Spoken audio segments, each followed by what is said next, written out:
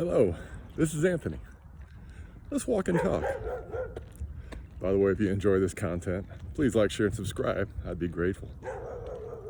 So today, we're going to talk about identifying with things, like the I am statements. The problem with identifying with things, and there is a danger to it, that people don't understand because they don't understand. Because their attempt is to try to describe their journey on this plane. So what they do is they come up with things that are common descriptors to say, this is who I am. And almost in essence to reveal in a way, this is what I believe, this is what I desire, these are my goals, this is my ideology. And that's a beautiful thing. However, that comes with dangers. And I'll give you some example. Even in the political realm today, you see the what we would call identity politics and how these things come into place. We're going to go ahead and use the political identifiers as our discussion point today. So let's use the identifier of Republican and Democrat. The problem is that what happens is when we're children, depending on the households we grew up in, a lot of times we associate ourselves with a certain political identity. And in that identity, we take on the ideologies of the party that we select, or that we have been indoctrinated in, or that we have been programmed to follow. And there are always reasons for this. And it doesn't matter where you lie on the political spectrum. There are always reasons for this. The purpose is to essentially, create a situation to where I believe this, so I am altruistic. It's almost an ego expansion, because it's almost virtue signaling of how good of a being that I am. The problem and danger is that these things are always and can always be weaponized. Give you an example. I had a friend whose parents were Democrats. So this person grew up to be a Democrat and was a Democrat their whole life. The problem is when you identify specifically with certain sects of politics, what happens is that in order to control, these identities are shifted. So you'll even see nowadays that people who maybe 20 years ago identified as a Democrat, when they look at, say, the Democratic Party today, it does not resemble anything of what it did 20 years ago. It continues to push its way to the left, where hardcore Republicans, they will push their way to the right, or in some cases, just to level out, might even slide more to the left along with the other party, just to maintain that consensus of candidates, or consensus of support from their constituency. So you can see how someone growing up, being indoctrinated into being a Democrat, for instance. And again, I'm not supporting any one direction. I wouldn't say I've always been and remain, neutral in the middle in terms of politics.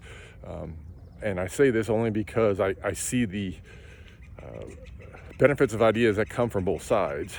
And I believe for myself that allows me to choose what I feel like best suits myself and the people around me. And I definitely do not feel like pushing that on anyone is something that should be done, should be discussed, not because it should create division, but to create conversation.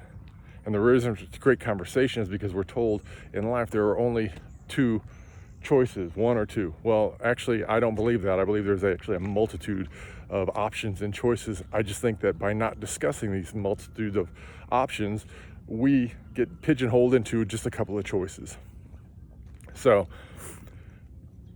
the problem with it is that, again, the Democratic Party is pushed so far to one side that people who identify as Democrats now are pushed into going with the party and believing more and more and more of what the party offers. Same with the Republican Party. And then you can see that the media and the parties use those identities against you to divide the country, to divide people, to create a scenario where there's a lot of fear push in order to control. Okay?